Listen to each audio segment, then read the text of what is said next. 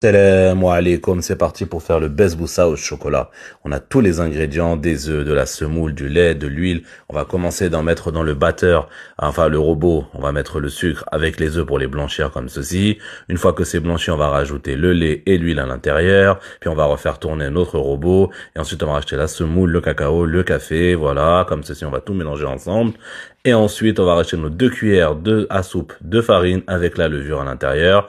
Ensuite, on va mettre notre appareil dans un plat qu'on aura huilé, hein, légèrement enfariné.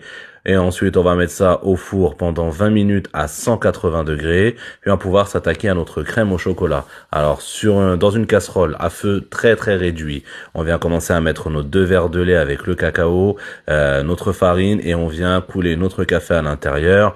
Et on va mélanger ça légèrement, vraiment tout doucement, pour obtenir une crème. Et une fois qu'on a obtenu une crème, on vient rajouter la pâte à tartiner. Vous mettez ce que vous voulez. Ensuite, on va faire notre sorbet à base de sucre et d'eau, voilà, qu'on aura chauffé antérieurement, puis on rajoute le café à l'intérieur. Quand le gâteau est sorti du four, on vient piquer comme ceci, et on vient mettre, voilà, notre sorbet tout doucement à l'intérieur pour que ça s'imbibe. Voilà, vraiment quand c'est bien bien chaud, hein.